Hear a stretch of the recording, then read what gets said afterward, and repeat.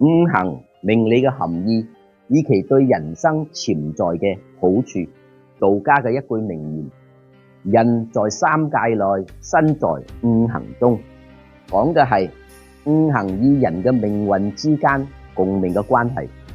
強調人與自然萬物係無法分割嘅整體，表示構成世界萬物嘅基本元素係源於金、水、木、火、土五種元素所組成，